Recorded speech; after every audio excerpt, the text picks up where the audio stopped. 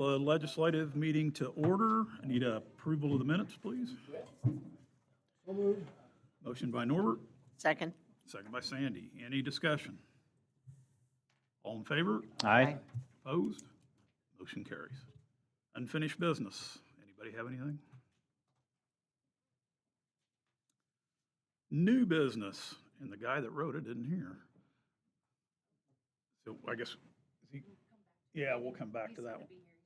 Yeah, he's running, I think he's at the doctor, had a doctor's appointment or something, so we'll leave that one on, see if he shows up yet. Moving on to committee restructuring. Josh, you want to take that one? Yes, so this, along with probably the bylaws, would go hand in hand if we made any changes. So I'm just, I gave you guys a proposal. I'm just of the opinion, you know, I'm doing this like 3 years now, and just kind of watching, you know, how our committees are going and our meetings and things like that. Plus a little bit of feedback from the community in our recent board openings and trying to get individuals to be interested in these positions, and even committees themselves as far as those that we appoint from outside the board. A lot of the feedback was just how much time's involved, what meetings do I got to attend.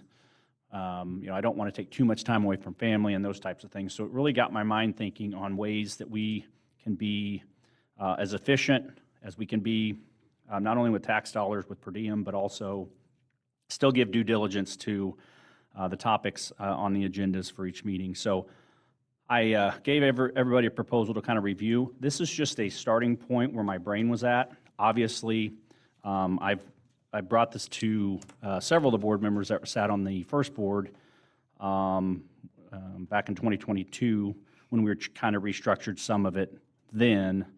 But I do believe that we have the ability to look at reducing the number of standing committees that we have and still address the issues that, you know, are presented to us for the county, down from 8 to 6. I also believe, and I know that we had this conversation the first time, that we could reduce our committees of the whole and still, you know, meet the needs that we have, especially with the fact that ARPA is no longer an issue for us that we have to deal with on tax and finance. And, you know, I just feel like that we already have 6 standing committees of 3 people, and they really do still tackle some decent amount of expenditures and some significant topics that we trust those 3 individuals with to send a recommendation to the full board, whether it be highway or road and bridge, or building and grounds, or even when we make those decisions with health and insurance for our people's health and insurance coverages. I do believe that those recommendations to the board have been very good, and I don't think we have those topics that are so contentious all the time that we need 9 people present on a Monday and then a Thursday and then the following Monday at the main board meeting. I'm also a little concerned that our board meetings, our regular board meetings, are becoming a rubber stamp instead of possibly having discussion that needs to be had. And I say this only because, not because anything the board's doing, but we have a lot of members of the public that are coming to our regular board meetings thinking, just because they're uneducated maybe how it works, that they're thinking that that is where everything's going to happen. If I need to go get something from the board, I need to attend their regular board meeting, right? Well, a lot of the times, most of that stuff is decided already at committee and goes through the consent agenda. We do allow for conversation at the beginning. I think we do a good job of being transparent in that aspect.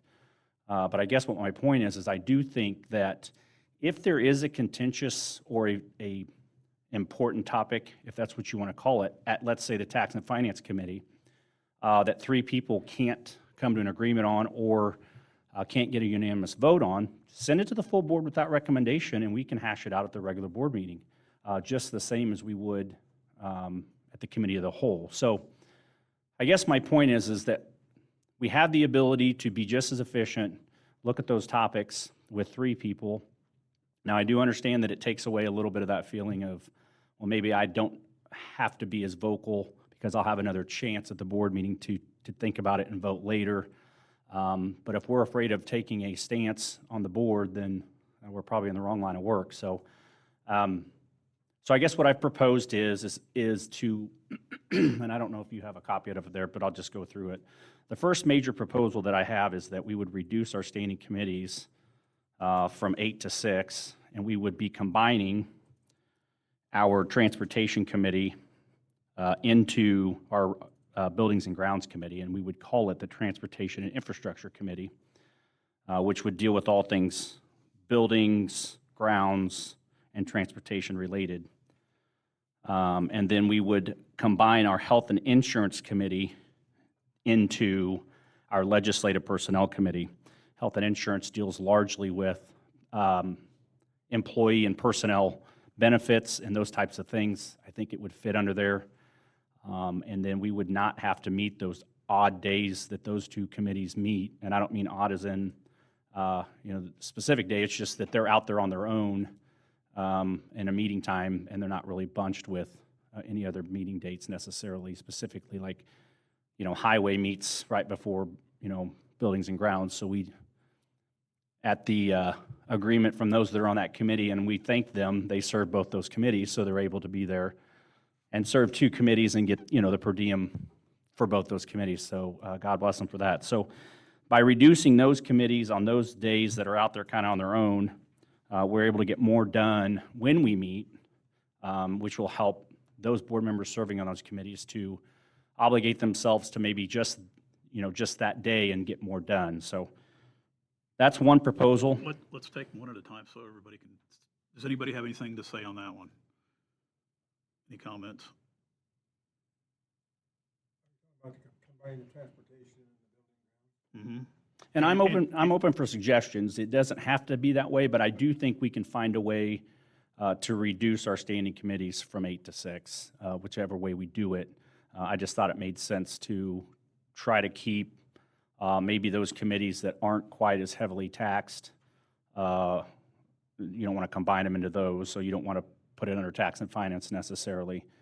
So I thought, well, legislative personnel, it doesn't always have a major agenda. I mean, there are significant things that can pop up on that committee, but it doesn't always have a major agenda. So if we move something that we deal with maybe 5 months out of the year with the insurance issues, it may be not quite as bad, and we can still, not be there all day long, but and be efficient. But at least it's something that would cut an extra meeting out in per diem, and it would be savings to the county. So I thought that one fit there. And then, of course, moving transportation under an infrastructure type committee like Building and Grounds kind of made sense to me. Plus, I did reach out to our PCOM and our provider for CEFS, and they actually prefer that morning meeting as opposed to that afternoon meeting. So that kind of made sense for me to kind of propose it that way since it fits with those individual schedules. So yes, my first recommendation would be the committee reduction in numbers from 8 to 6, if we want to discuss that or give feedback to that.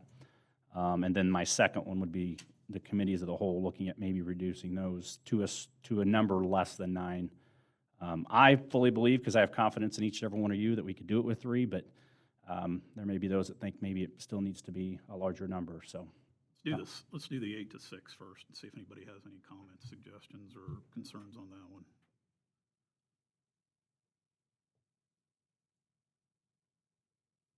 Yeah, Mike.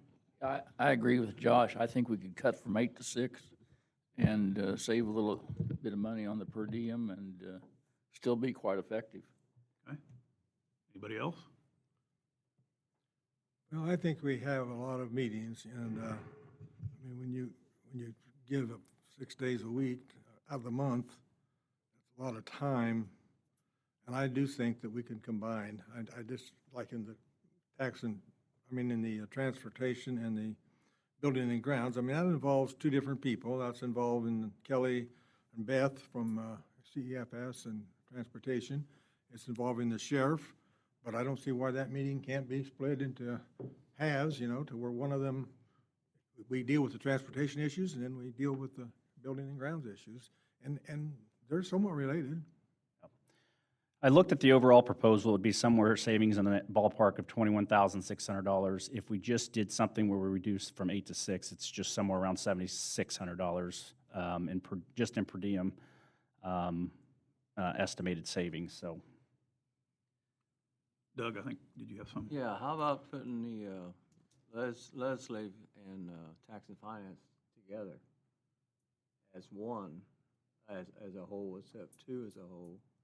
Because, A lot, but That's actually a good idea as far as, you know, the Monday meeting is kind of different.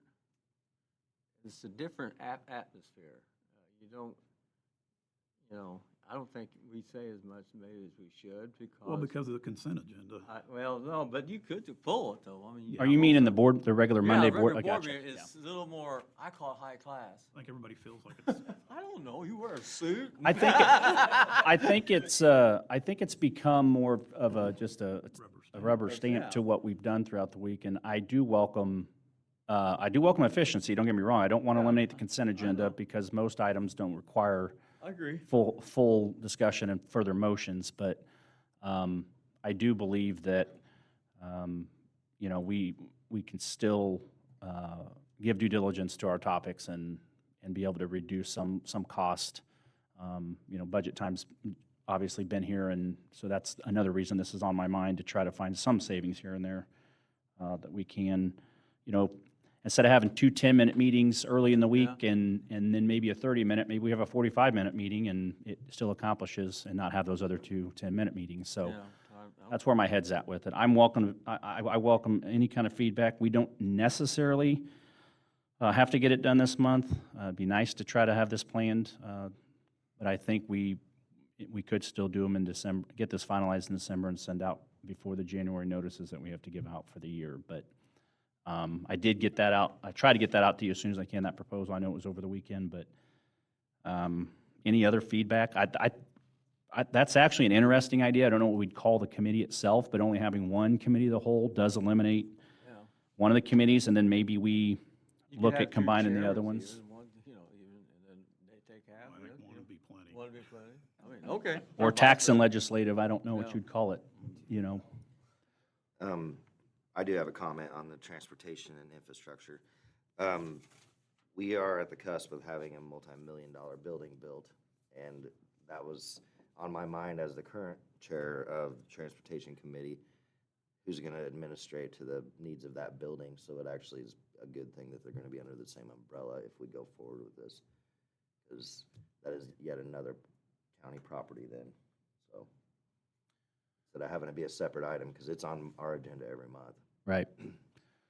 Yeah, I mean, would be a facility, I guess, but it's transportation as well, so. And I'm also open to modifying who's chairing these committees, if there is a change like that, you know.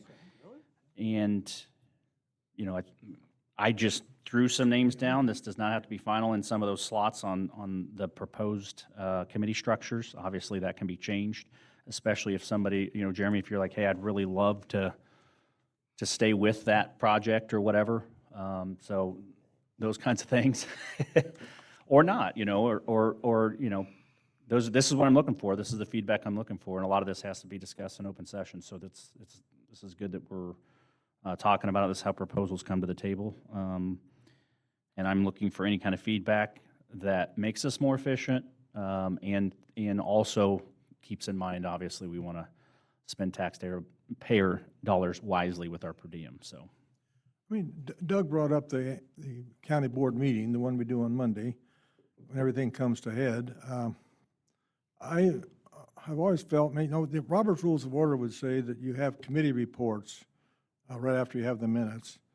And I'm wondering if we shouldn't have more presence of our committee chairs during those meetings, but yet I understand the efficiency that the consent agenda offers. So I don't know whether there's any way to combine those type of things where you have certain items under the consent agenda, and maybe the chairmen of the committees need to be willing to pull certain items so that they come out as, or when they forward it to the full board, maybe they want to say that we want this topic to be discussed.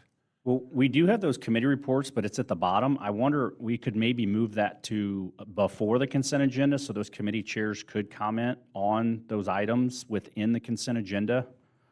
You know what I mean? That's really what that committee report at the bottom is. It's supposed to be, when I go back and forth through all, you know, any committee that you chair, you're to give a report. That's actually in our bylaws. So that's kind of that point where maybe it should be moved to the front, where you can touch on something, hey, this is in the consent agenda, this is why we think it's awesome, and then you give us a brief overview of it.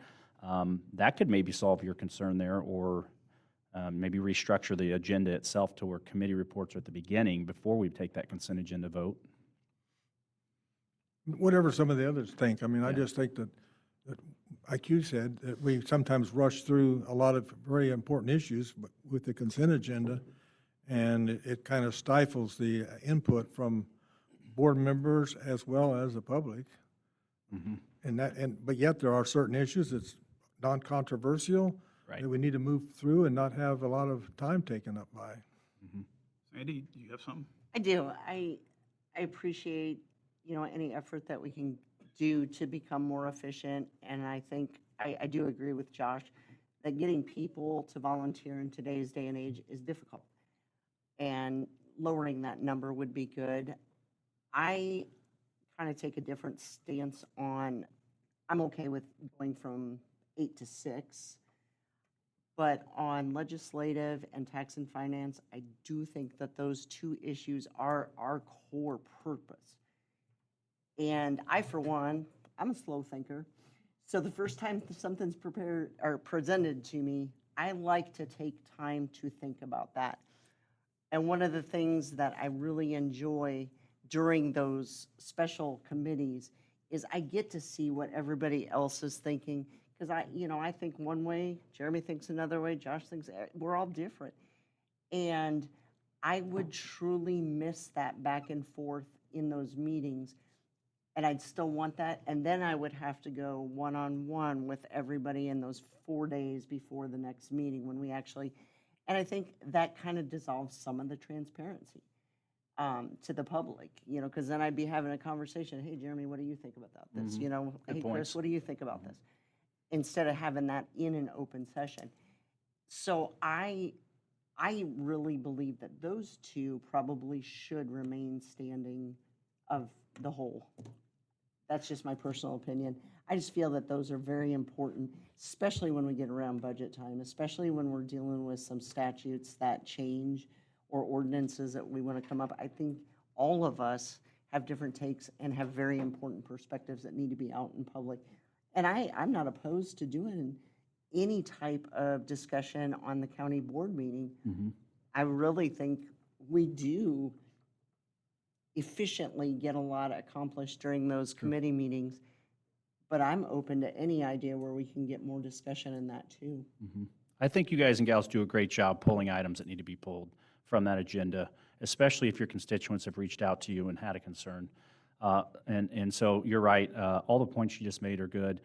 I can't, I'm not one way or the other in committee as a whole. I think exactly what you said is valuable. And since we don't do it like the city does, where they discuss one meeting and then come back and make an action, we have the one meeting to kind of do both. That committee allows for that. So points well taken. Do you think one committee of the whole could get that done, or do you think it still needs to be two, kind of like he mentioned? I would have an appetite for combining tax and legislation as a committee of the whole. I would too, and I would propose that it be on that Monday though, so we have enough time to come back for a full week. That still eliminate half of the committee as a whole per diem. Okay. I mean, it'll get us somewhere in the middle of those two. I didn't even think about that, Doug. No, that's great. Had a good idea. They always said you were different. I just didn't know what they meant. That's what that D stands for. Maybe we need a Democrat on the board, huh? Oh, Just to put my 2 cents in, I love that approach, is to have everyone's input on those two subjects in those two committees, but also combine them. I think that's prudent. Okay. And Any I other agree, discussion? 8 to 6, or is that still 8 to 6 if we combine those? Would that be 8 to 5? It would be 8 to 5 if we combine those. Well, we'd be reducing it even further. If we wanted to move the health and insurance under legislative personnel, that's correct. It would also eliminate that. I'm just not sure, do you guys and gals think there's I don't see where else you would move that to. I guess that would make sense. And really, Tim, who's on that committee? Tim and Myself Mike and health and insurance? Doug and Doug Norbert. and- So that kind of ramps up more when we're doing renewals. Is that kind of the thing, except for where Jeff does his report, but Oh, you're talking about Health health and and insurance. finance. Yeah, health and insurance, yeah. But, I mean, the insurance definitely would be pretty few meetings that you get down to the nitty-gritty of. But the health, I mean, Doug's on the health committee, and, I mean, he does most of the transition between the board and the county and the health department, and I'm not sure that the health committee accomplishes a whole lot. I mean, how do you feel about it? what would you recommend the name be to cover it? Could we move, is it more of just a report that we get back for the health? Yes. Couldn't we move that to part of the county board meeting? Well, Jeff attends and gives a report. Yeah. Yeah. Yeah, I'd rather reports be made at committee than tying up it's one thing to have like a 708 board member come and give us an update for the year or something like that, like you've introduced, or 377, but I really don't want to get into the habit of adding those on to the main board meetings. I mean, just like, insurance, I mean, Jeff wouldn't have to come every meeting. True, that's true. I don't know. I would leave that to the chair of that committee to decide how often, that they expect a report to be made. Yeah, so I mean, you could do legislative finance, something like that, so it covers both personnel issues as well as financial issues, something like, we could do that, and then that would fall under that umbrella, really. I mean, you're spending money on insurance, it's for our employees. The health department is, kind of falls under our people as well, even though it's its own department. The tax and finance, encompasses a lot of things, of course. And I invited the 708 board chairman to come and the 377 board to be representative. I've been thinking about, having somebody from the senior center, because we have people that mesh up with those organizations, but periodically, it's good to have them, representative, come and speak to the Sure. whole board. Yeah. And I don't know why we couldn't put all that together. So what I propose is, how about I bring back all what you guys have proposed with combining the committee of the whole into one, as well as the other proposal that I had, to the full board meeting on Monday. So we'll just send this without recommendation, and then we'll make a final determination. I'll have it nice and printed out in the final proposal for you guys to look at, and then we can make a final vote if it looks with what you guys have given me as far as feedback. Would that be okay? Wouldn't So it we're not beating a dead horse here at this committee? Would it be a proper for the chairman to have a subcommittee in some issues? I mean, like, we got 9 people here, and whoever's the chairman of that legislative and finance, tax and finance, maybe there's an issue comes up, like we had with the solar and that, and I guess we have a committee that. Yeah, at any time, we can create a specialty committee if there's a topic that's, here's a prime example, Norbert. I think if we had another ARPA come our way, we would probably create a specialty committee out of that. Those types of things, I totally agree with that. Yeah, absolutely. You can always have an ad hoc committee outside of it, or from within, so. Agreed. Yeah, great point. Yeah, if there's a topic that chair thinks, hey, this probably needs more attention, then we can create that at the time. So, okay, thank you for the feedback. I will bring a final proposal at the main board meeting on Monday and put it on the agenda without recommendation, since I don't have the time to get it all done for you right now, so. Any other questions, comments? Okay, let's move back to the ballot question. Jeremy, you weren't here, Sorry, I was got at to the that one, doctor. so we'll backtrack.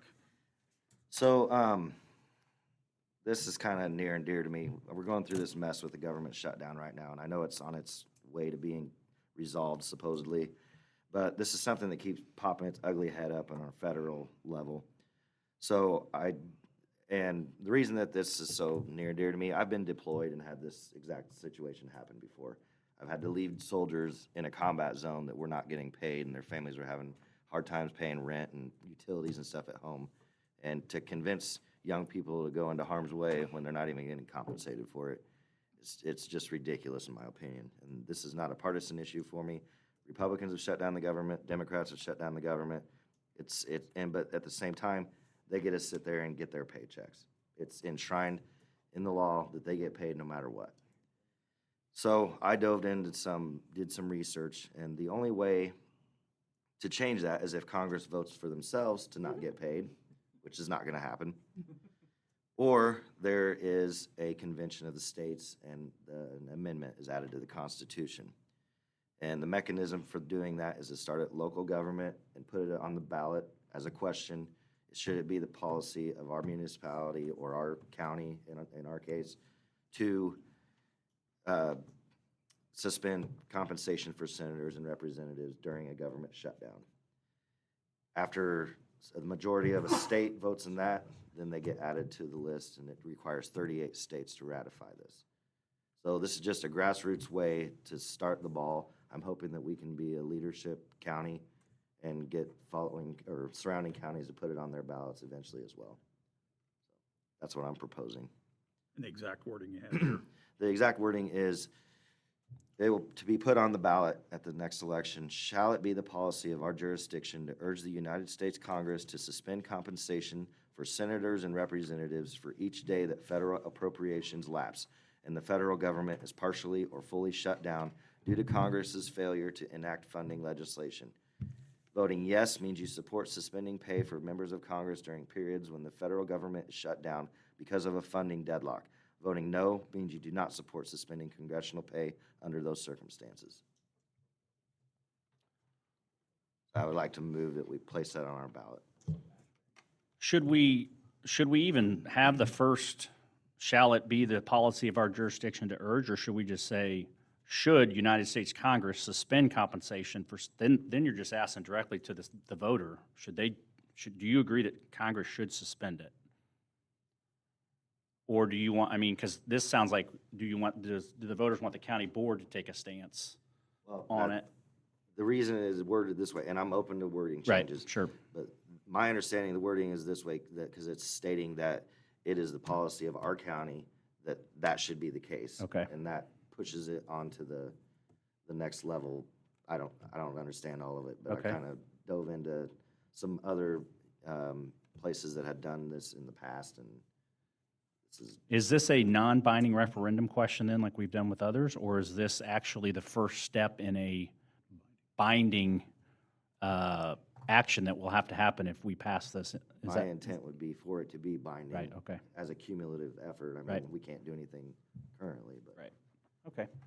Yeah, I just wasn't educated on that. But this one would be non-binding, correct? It'd be non-binding until 38 states Okay, ratify it. right. Gotcha. That's what I wanted to Understood. make clear. Okay, got a motion from Jeremy, second from Chris. Any further discussion? Doug brought up, what about back pay? That would be up for them to decide. I mean, I would assume they'd get back pay just like the military and air traffic controllers. Yeah. mhm. I mean, I don't think it'd be legal for them to not get back pay, but Yeah. I just think that they should feel the pinch just like the people they rule over. But does this really address what you're suggesting, that there needs to be? This sounds like it's for the Congress to take action. I thought you were suggesting that there would be some other method of accomplishing this.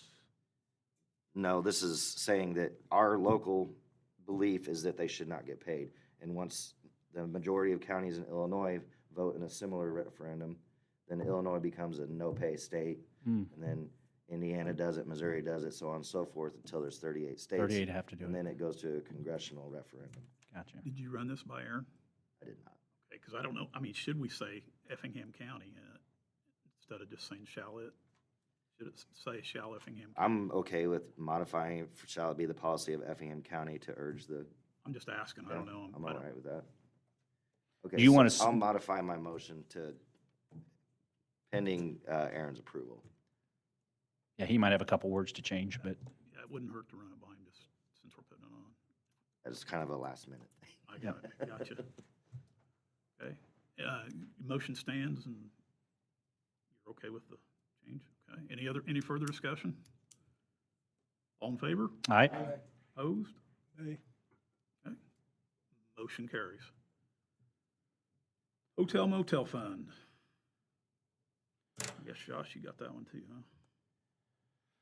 Yeah, we, let's see here. I've got the wrong one pulled up. I apologize.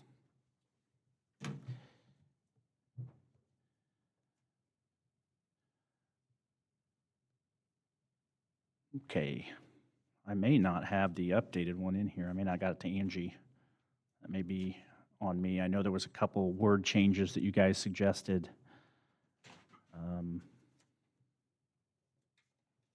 You looking at the application, is that where you're at? Yeah, I had the application portion up first, but, well, I know I went in and made the changes because I had them written down. Well, we brought this back, obviously, to finalize our approach to hotel motel requests. So I guess my ask is that if you guys don't see any other glaring issues, what I would do is have Angie just put it on like with our seal at the top and bring it for full approval at the board meeting on Monday. And I apologize, I don't, this looks like the one that I had from the original committee meeting, but you might have, because there was only a couple, I think, like there was, Jeremy pointed out a typographical or a clerical error, which he's good at, spelling error. So I think this is the last one, because on number 6 was changed, and so I guess my question is there any further changes? This is the last look. Are we addressing the board's concerns? Also, the other major change, that's what it was. The other major change, Aaron reviewed this, and I mistakenly put the municipal code statute in there that we have to follow. We have to follow the county one, so I apologize. I put in what the city has to follow. And actually, it's 55 ILCS 5/5-1030. For counties, it's a little more flexible, for lack of a better way to say it, for what we have to follow. So if you just look at it authorizes counties and municipalities to levy a tax on hotel motel stays with funds to be used for promoting tourism, conventions, expositions, theatrical, sports, and cultural activities that benefit the community, and also with the overnight stays, promoting overnight stays. So approved uses much align with the Illinois County's code requirements. So as you see in eligible purposes, in number 1, we amended that a little bit to follow the new wording in the county's code. And it's all those activities within the county or otherwise to attract non-resident overnight visitors at Effingham County. So it kind of just mirrors the wording in the statute there. I did update that. So I just looked through that, and I think it's important that we implement this for this next year for sure. I do think we have one request coming in December already, which technically is the new fiscal year. So I'd like to have this shored up by next meeting. If you guys and gals don't see anything too glaring here, I would move to send it to the full board for approval, and I'll have Angie, make it all pretty with our seal at the top, and then so you'll see the final form that would be presented to an applicant at the full board meeting. But this is the wording that we would like to use. Does anybody see anything in that checklist that needs to be modified as well? Josh, I am totally, I've looked through it, I think it looks good. The only thing that I would like to have in place before we actually adopt this is number 5, the accounting and reporting. We need to have a form that they fill out, so they're not just willy-nilly giving us information. We need to have that as standardized part of- form? Standardized form Okay. as part of this packet. Okay, let me work on that, and I'll have that as a, I don't know if we call it an appendix to the application, or will be provided to them when they apply. Or maybe once they're approved, we provide it to report to I us. would put it as part of the packet Okay, right up yeah. front, because that way they know whether or not they can actually get the data that we're looking for Okay, once they apply. so an accounting report for afterwards that's standardized, okay. That's true, because then they may not know exactly what we're looking for. And I know you probably mentioned that once, but I'll get that form done. That's okay. Sorry, I apologize. I would also suggest in that we change that from 90 days to 60. I think 90 days is making it hang out there too long for the Okay. post. Does everybody agree? Pretty well with that? Okay. I can change that as well. Okay. Got a motion from Josh. Need a second. Second. Second from Sandy. Any further discussion? All in favor? Aye? Opposed? Motion carries. NACO Legislative Conference Attendance Approval. I think Josh is wanting to go get smarter. Yeah, so kind of wanted to get my feet wet here before requesting to go to something of this magnitude. I know in past years, I just messed up my thing. I know in past years, the UCCI has reimbursed counties for members, which we are a member, to attend the National NACO Legislative Conference in Washington, D.C. And this next year's is the 21st through the 24th, I believe. I've messed up, Yeah, it is at the I've messed top. up my, thank you. 21st through the 24th. I see that, yeah. 21st through the 24th. Historically, at least last year, and this is something that UCCI decides every year, how much they want to reimburse their members. Last year, they gave up to $3,000 in reimbursable expenses, meaning you go there, you pay it up front, and then you send in the receipts and you get reimbursed. Now, that $3,000 is total for the county. So if one person goes, your member's probably going for free. If 2 or 3 people go, it probably starts getting into cost per person. But at this time, everyone is invited to attend. I do know that I have ironed out my schedule to be able to attend on behalf of Effingham County, and that's why I'm here requesting that be done, because the early bird amount is $550. If we wait, it bumps to $600 and then to $800 if we don't get it in before January, or after January 15th. So I was trying to save the county money in the registration fee as well. Again, I welcome anyone else that wants to attend, but I did want to get approval because by our ordinance, any out-of-state training has to be approved by the board. That's what we'll get reimbursed. I think it's only 2,000 this year. Yeah. Is it? That's- Yes. Yeah, every year they decide, so I haven't got their and this is going to be their next fiscal year, so I don't know what they'll decide for next year. This isn't until February of next year, so I'm assuming they're, Yeah, but I So- think they have a letter out that said it was 2,000. okay. So, Whatever it doesn't cover is out of pocket. yep. You know, if it's just me going, I think we can probably get air and hotel covered under that, and then, you know, I could pay for food or whatever, it's fine, so, I think you'll be fine on 2,000. yeah.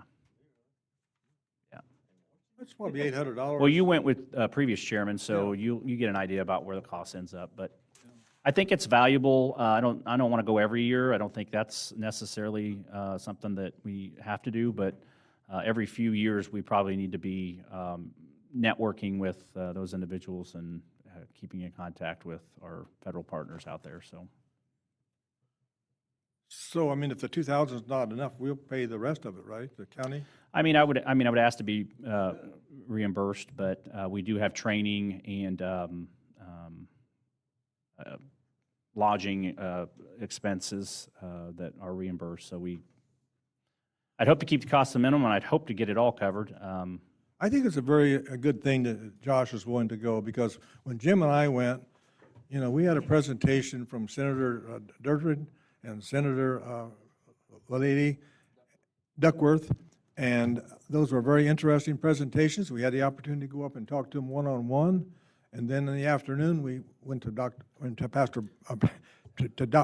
Congressman Boss's office and talked to him. And so you get an opportunity to see the people firsthand. And they also, other counties bring up issues with those senators as to things that they're concerned about. And so, I mean, things like what Jeremy brought up, I bet you somebody will be saying that you congressmen shouldn't be paid during that time. I mean, my objection to that was only factor that I don't think is worded properly, but anyway, that's what I think the objective of this meeting is. It's good that we get represented. Okay, any further discussion?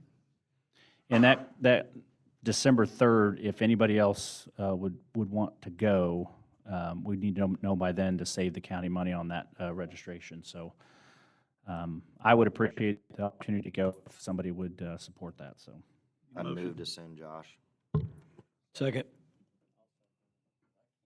Got a motion from Jeremy. I don't know, it was a tie over there. Mike? Sandy and I. Also, give it to Sandy. Give it to, Somebody on this end. give it to Sandy then. All in favor? Aye. Opposed? Motion carries. And I'll keep you all updated on the amount they're going to reimburse this year, though, but hopefully it's at least what Norbert said. Appointments, our famous Island Grove Drainage District. I have made, I don't know how many calls. I cannot find anybody to sit on that, other than I said I do have somebody from EJ Water that is willing to do it, but I guess that's not an option, correct? Even though they own property in there, even though EJ Water owns property.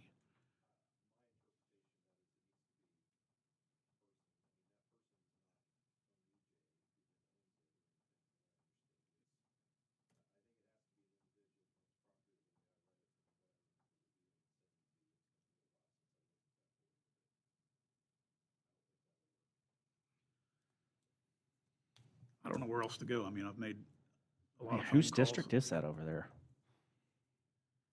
I reached out to that person. I'm just kidding with you. Yeah, there's only like 40 parcels in there or There's something. It's not like, very many. yeah. It's a pretty small area. And most of it's owned by like EJ or, and there's a processor. I mean, have we posted it on our website that we're looking for eligible individuals maybe? Just to try to spur the thought. Michelle even gave me a couple names. I called those. One of Media, them could you help us out? doesn't with live that here one? anymore, and the other one never really returned my phone call, so.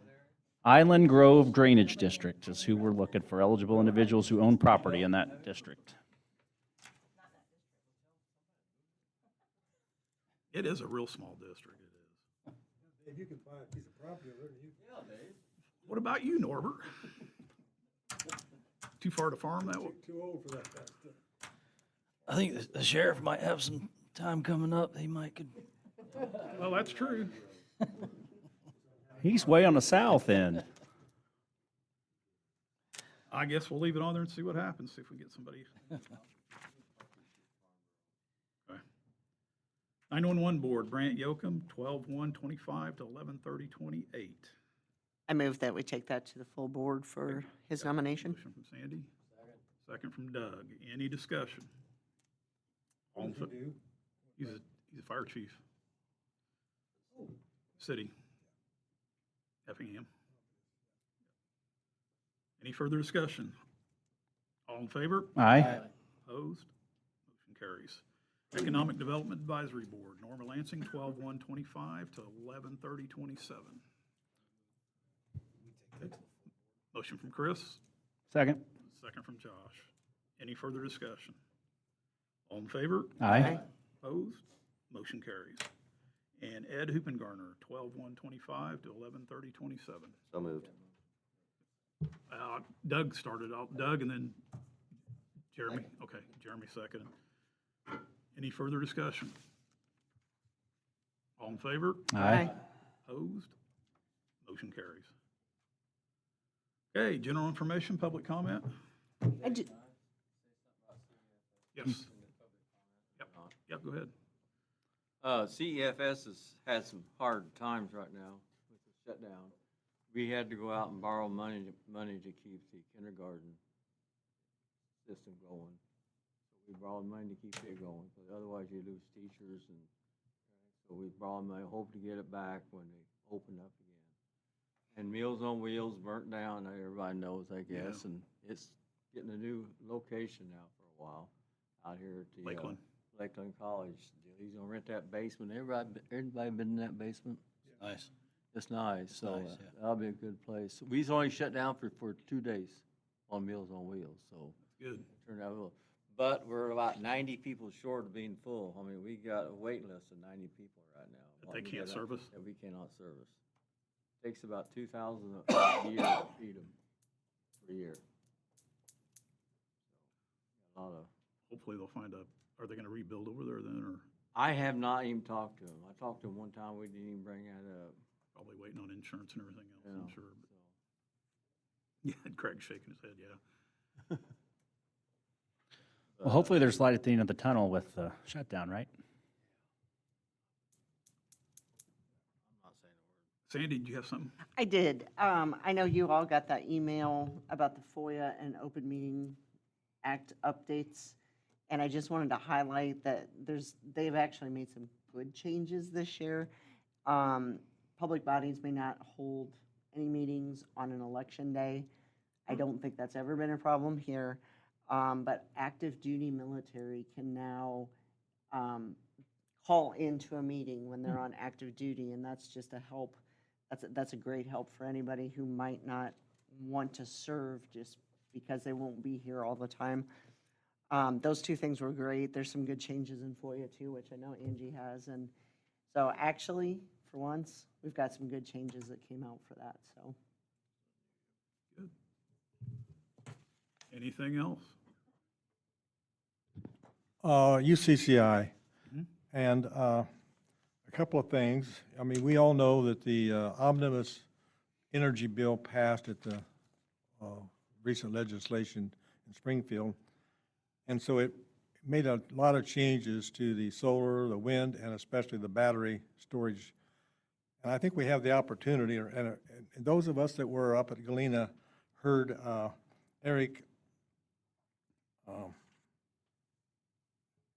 let's see, maybe I got the right name here, Mark Pruitt, and he's with Northwestern University, speak about, and I think Sandy knows too well that we heard a very good presentation. He is going to be coming to regional meetings that's being held by UCCI, and on December the 10th, it will be in Parkland College in Champaign, or on December the 11th, it will be at Rend Lake down in Southern Illinois.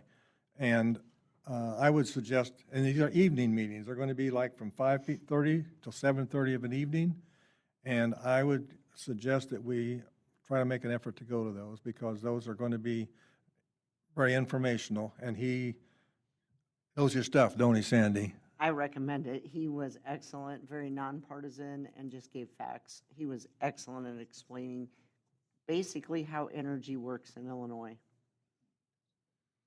Sounds informative. So I just want to encourage you to attend, and that's one of the biggest things from UCCI. They are now holding regional meetings on, and not just the meetings that we have in Springfield. They're going to do it annually, reach out to the states within the state and give these presentations like this. Anything else? I would also point out that the Illinois Association of County Board Members encourages submission of legislative proposals. And so we have until November the 28th to submit anything that we think should be put forth as a legislative proposal. And I'm becoming a believer in that. I mean, last year, we put forth the idea that the DOPE money, the downstate operating funds for the transportation should be increased. And lo and behold, it got increased to 80% from 65%. And that I don't think would have happened if we hadn't brought that through UCCI. And they made that as one of their number one priorities this year. And so if there are other things, and I kind of think maybe Jeremy should think about putting this forward as a legislative proposal to, that congressmen get paid when they don't pay anybody else. But those are the kind of things that we need to submit to the Illinois Association of County Board Members, and they have lobbyists that will present those in the form of a proposed law. But it has to be submitted by November 28th, so that doesn't give you a lot of time. Okay. Anything else? We have a request for closed session to convene closed session pursuant to Illinois Statute Section 5, ILCS 120/2C2, in order to discuss matters related to collective negotiating matters. Move to go into closed session for that statute. Got a motion from Josh, a second from Chris. Any discussion? Roll call, please. Norbert Saltweedl, President?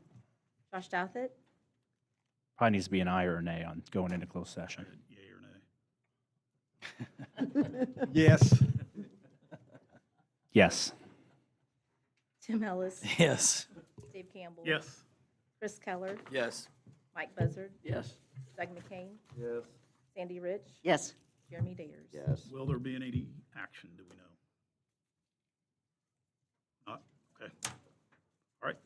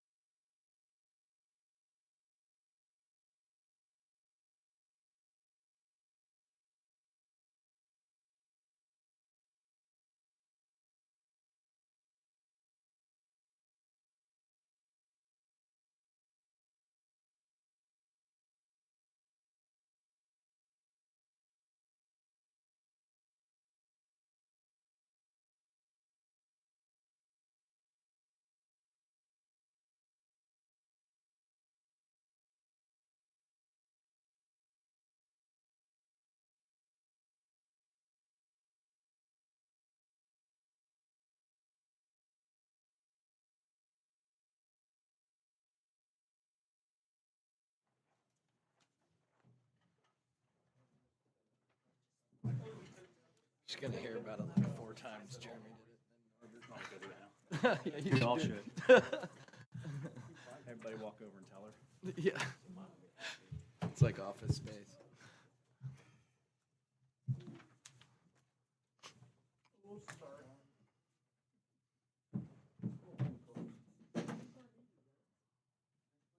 Okay, we had a motion and a second to come out of close. We had a motion and a second to come out of closed session. All in favor? Aye. Opposed? Motion carries. Motion to adjourn. What, we got a motion to adjourn, second from Jeremy. And I just wanted to say there was no action taken right now. This will be discussed again at Tax and Finance on Thursday. So we will continue the discussion then. Yep, and did we do all in favor? No, we did not. Okay, we had a motion and a second. Okay, Don't you say all in favor? I did, all in favor? Aye. Opposed? Motion carried.